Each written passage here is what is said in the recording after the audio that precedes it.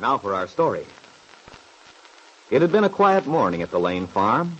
Aunt Mary and Lefty were in Huntsville at the city hall, where Bill Meade was suing for custody of the child he believed to be his own.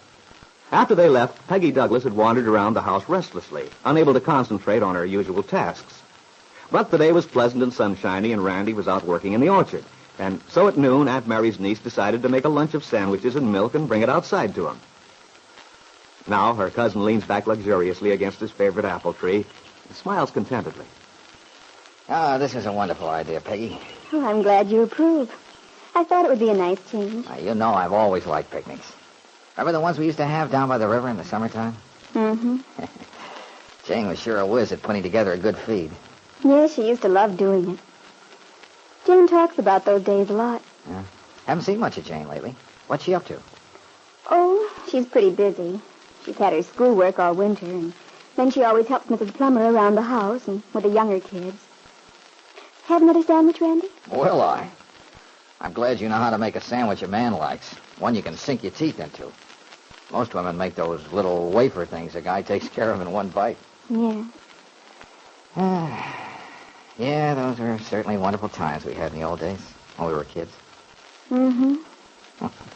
I'll never forget the day you slipped and fell in down by the swimming hole. You were all dressed up, remember? Gosh, the look on your face just before you started to cry. Well, it was on Sunday, just after church. I had on a new dress. And were you mad at us? Because we all laughed our heads off. Yeah, but you did look funny. Like a little wet kitten with your curls all sticking to your head. A big streak of mud on your cheek. Did Mom give me a real going over later for teasing you? Aunt Mary always stood up for me. No wonder. You were a cute little girl, Peggy. So chubby and round, with those big eyes and long curls. I was a heel to tease you. Will you accept my belated apologies now? Of course, Randy. Oh, that was all such a long time ago, anyway. Oh, not so awfully long. Well, it seems ages to me. Sometimes I wish we could go back. Everything was so simple in those days. Growing up it isn't so easy. Oh, maybe not easy. But there's a lot of satisfaction just the same. I'm not sure I'd want to be a kid again. Do you really think you would, if you had a chance? Hey, come back here. What, Randy? What did you say? What's the matter, kid? You haven't been listening at all. I'm sorry, Randy. I was just thinking. Yeah, it's pretty obvious. And whatever you were thinking didn't make you very happy either. Well, I think I know what's on your mind, Peggy. Oh, don't pay any attention to me. I'm just feeling sort of low. Don't you want to talk about it? It won't do any good, Randy. Besides, why should I bother you with my troubles? Because I've got a nice big shoulder just made for you to lean on. And nothing makes me as proud as for you to use it once in a while. Don't you want to take advantage of my offer? Money refunded if not entirely satisfied. Well, if anybody could make me feel better, you could. Now, that's a lot better. I was afraid my reputation as Mr. Fix-It was slipping. Oh, no, you're always lots of comfort. But... You're thinking of Bill's trial, aren't you? Well... Come on now, confess. Yes, I am, Randy. I haven't been able to think of anything else all morning. I've thought of it a couple of times myself. From what Aunt Mary and Lefty said, I'm so afraid Bill's going to lose. Doesn't look too good so far. But you never can tell. Maybe things are going better today. I do hope so. It means so much to Bill. Yeah. You see, even though I'm going to marry Nicholas, or maybe because I'm going to, I mean, I'd like Bill to have something in his life. Something that really matters to him. And the baby does, that's for sure. Oh, yes, he's terribly fond of him. And he does feel responsible for what happens to him, his future. More credit to him. And if he loses, well, I hate to think of it. Because then he'll have nothing at all. Nothing to give his life meaning. Yeah. Well, don't look at just the dark side of it, Peggy. The trial isn't over yet. No. I keep wondering what's happening over there today. Oh, I suppose McKillop will call on Bill to testify, for one thing. I imagine he will.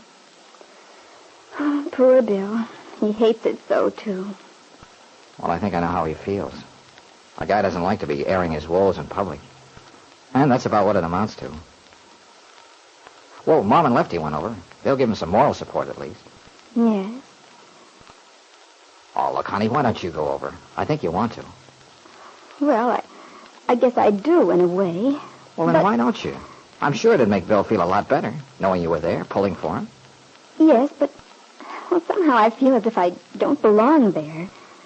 The way things are. And then seeing Kit, Ben Calvert, I'm sort of afraid. Well, you mustn't be. You have a perfect right to be there. You're a friend of Bill's, and that's enough. You're probably right. Of course I am. Now, you run along and make yourself pretty. Make him sit up and take notice. Do you want me to drive you over in the pickup? Oh, you needn't bother, Randy. I'll drive over alone. Everyone was seated and the courtroom was silent, waiting for the next witness to be called, when the door in the rear opened and Peggy appeared. A little frightened, but looking fresh and charming in her blue dress and wide-brimmed white hat. Heads craned as she walked down the aisle, and people whispered.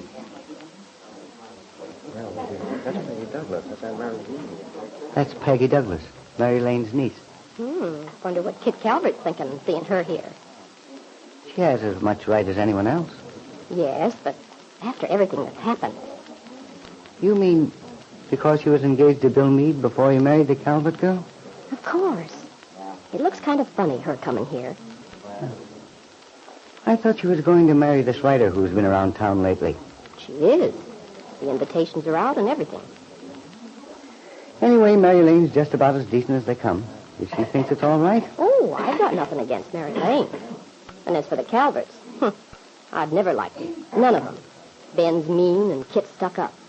As for Jessie, well. Don't be a cat, Julia. You know, it seems like something's funny about this whole business. What do you mean, funny? I don't know exactly, but the way Kit Calvert went way out to California to have that baby, then as soon as she got back, they separated. And look at what their lawyer brought out yesterday when he questioned the nurse. And David Bowman, too. Seems as if, whatever you say about her, she's had kind of a hard time. I'm not so sure. Bill Meade looks like a nice young fellow to me. I've talked to him several times in the bank. He's always very pleasant. That wouldn't prove anything. It's enough for me. As for that little Douglas girl, she's very sweet. It's too bad she looks so unhappy lately. I had to come in, Mary. I just had to. I kept thinking about what was happening, worrying. Finally, Randy talked me into driving over. I'm glad you did, dear. If you felt you wanted to. I would have felt worse if I hadn't. Oh, they're going to begin any minute, I think. Yes, there's the bailiff getting ready now. Oh, which one is he? The one Angus is just talking to. Oh. Mr. William Meade. Oh, Aunt Mary. Don't worry, dear. It's Angus who's calling Bill to testify. Oh, if only it comes out all right for him. Raise your right hand, please. Do you solemnly swear to tell the truth, the whole truth, and nothing but the truth, so help you God? As Bill Meade seated himself in the witness chair, facing the courtroom, he looked toward Aunt Mary and Lefty. Then, for the first time, he saw Peggy. As his eyes found the troubled face of the young girl he loved so deeply, Bill's face lit in a warm, grateful smile. A smile which was not missed by the people watching him. A smile which was especially noticed by George Farnsworth, Kit's attorney.